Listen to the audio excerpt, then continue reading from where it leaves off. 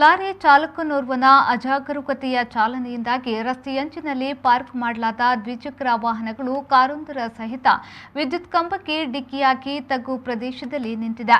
ಮಂಗಳೂರು ಕಡೆಯಿಂದ ಬಂದ ಲಾರಿಯೊಂದು ಪಡುಬಿದ್ರಿ ಬಂಟರ ಸಂಘದ ಮುಂಭಾಗದ ಹೋಟೆಲೊಂದರ ಮುಂಭಾಗದ ರಸ್ತೆಯಂಚಿನಲ್ಲಿ ಹೋಟೆಲ್ ಗ್ರಾಹಕರು ನಿಲ್ಲಿಸಿದ 2 ಬೈಕ್, 1 ಸ್ಕೂಟರ್ ಹಾಗೂ 1 ರಿಡ್ಸ್ ಕಾರಿಗೆ ಡಿಕ್ಕಿಯಾಗಿ ಮುಂದಿದ್ದ ವಿದ್ಯುತ್ ಕಂಬಕ್ಕೂ ಡಿಕ್ಕಿ ಹೊಡೆದು ಸುಮಾರು 60 ಅಡಿ ದೂರದಲ್ಲಿ ತಗ್ಗಿನಲ್ಲಿ ಹೋಗಿ ನಿಂತಿದೆ.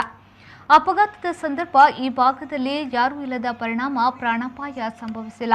ವಾಹನಗಳು ಬಹುತೇಕ ಜಖಂಗೊಂಡಿದೆ. ಈ ಅಪಘಾತದ ಬಗ್ಗೆ ಪ್ರತಿಕ್ರಿಯೆ ವ್ಯಕ್ತಪಡಿಸಿದ ಲಾರಿ ಚಾಲಕ, ಏನಾಯ್ತೆಂದು ಗೊತ್ತಿಲ್ಲ, ಲಾರಿ ನನ್ನ ನಿಯಂತ್ರಣಕ್ಕೆ ಬಂದಿಲ್ಲ ಎಂದಿದ್ದಾನೆ. ನೂತನವಾಗಿ ಸಣ್ಣ ತಿರುವು ಪ್ರದೇಶ ಇದಾಗಿದ್ದು, ಇಲ್ಲಿ ಹೆದ್ದಾರಿ ನಿರ್ಮಾಣಗೊಂಡ ಬಳಿಕ 10 ಅಪಘಾತಗಳು ನಡೆದಿರುವುದು ಇಲ್ಲಿ ಸ್ಮರಿಸಬಹುದಾಗಿದೆ. ಸ್ಥಳೀಯರು ಹೇಳುವಂತೆ ಏಕಾಏಕಿ ಈ ಭಾಗದಲ್ಲಿ ವಾಹನಗಳು ಉರುಳುತ್ತಿದ್ದು, ಈ ಬಗ್ಗೆ ಮಾಧ್ಯಮಗಳು ಬಹಳಷ್ಟು ಬಾರಿ ವರದಿ ಮಾಡಿದರೂ ಸಂಬಂಧಪಟ್ಟ ಇಲಾಖೆಗಳು ಯಾವುದೇ ರೀತಿಯಲ್ಲಿ ಸ್ಪಂದಿಸದಿರುವುದರಿಂದ ಇಂತಹ ದುರ್ಘಟನೆಗಳು ನಡೆಯುವಂತಾಗಿದೆ. ಮುಂದಿನ ದಿನದಲ್ಲಾದರೂ ಹೆಚ್ಚಿನ ದುರಂತ ಸಂಭವಿಸುವ ಮೊದಲು ಈ ಬಗ್ಗೆ ಪರಿಶೀಲಿಸಿ ಸೂಕ್ತ ಕ್ರಮ ಕೈಗೊಳ್ಳುವಂತೆ ಆಗ್ರಹಿಸಿದ್ದಾರೆ.